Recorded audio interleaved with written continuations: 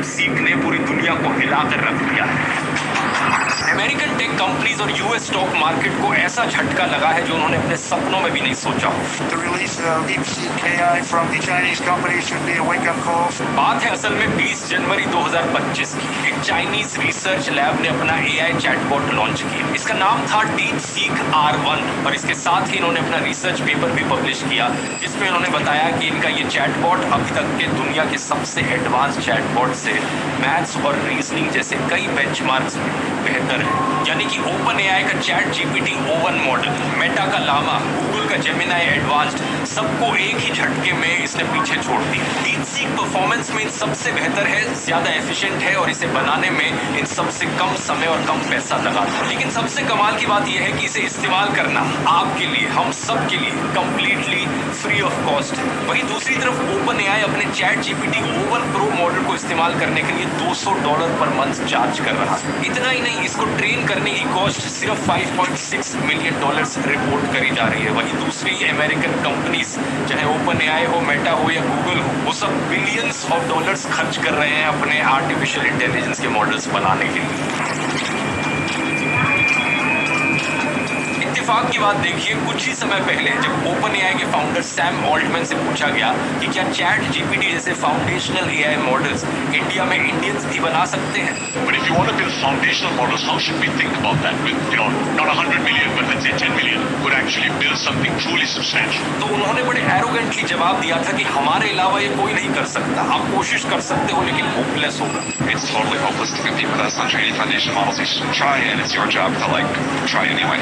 आज सैम शायद खुद होपलेस फील कर रहे होंगे क्योंकि DeepSeek के लॉन्च होने के एक ही हफ्ते बाद अमेरिका में ऐप स्टोर और गूगल प्ले स्टोर पर DeepSeek सबसे ज्यादा डाउनलोड होने वाली ऐप बन जाती है। चैट जीपीटी को भी पीछे छोड़ देती है। अगले दिन इंडिया और बाकी देशों में भी ये ऐप स्टोर पर नंबर 1 ऐप बन जाती है और 27 जनवरी तक आते आते अमेरिका के फाइनेंशियल मार्केट्स में तहलका मच जाता है। The launch of DeepSeek, which is a Chinese-built chatbot, immediately rattled investors and wiped a staggering $1 trillion of the US tech index. DeepSeek के आने से पहले दुनिया की सबसे वैल्यूएबल कंपनी थी NVIDIA। की वैल्यूएशन $3.5 ट्रिलियन की थी, लेकिन एक ही दिन में ये गिरकर $2.9 ट्रिलियन रह गई। ये कंपनी कंप्यूटर चिप्स बनाने वाली कंपनी है जो स्पेशलाइज करती है उन कंप्यूटर चिप्स को बनाने में जिन्हें एआई को ट्रेन और ऑपरेट करने के लिए इस्तेमाल किया जा सकता है। NVIDIA के शेयर्स एक ही दिन में 17% गिर जाते हैं और उसकी वैल्यूएशन $589 बिलियन गिर जाती है। आज तक के इतिहास में किसी भी कंपनी को एक ही दिन में हुआ सबसे बड़ा नुकसान। यूएस टेक कंपनीज का बेंचमार्क नास्डॉक भी 3.1% नीचे गिर जाता है, लेकिन स्पेशली यहाँ पर NVIDIA को इतना बड़ा नुकसान क्यों हुआ, इसके पीछे एक बड़ा इंटरेस्टिंग कारण है जिसकी आगे बात करते हैं। लेकिन इससे पहले जानते हैं कि DeepSeek के पीछे की क्या कहानी है। ये एआई कहाँ से आया और क्यों इसने पूरी दुनिया को हैरान करके रख दिया। DeepSeek को बनाने का क्रेडिट जाता है एक 40 साल के चाइनीज एंटरप्रेन्योर लियांग वेनफेंग को।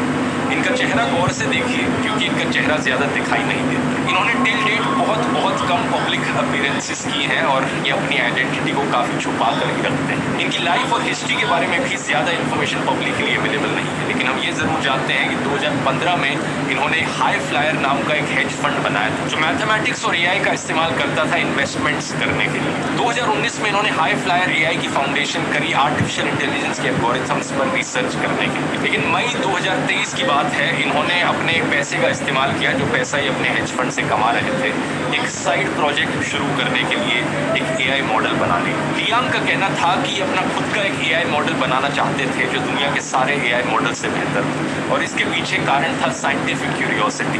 प्रॉफिट कमाना, पैसा कमाना इनका कारण नहीं। इस एआई मॉडल को बनाने के लिए इन्होंने जब अपनी रिसर्च टीम इकट्ठी करनी शुरू करी तो उसमें इंजीनियर्स को हायर नहीं किया।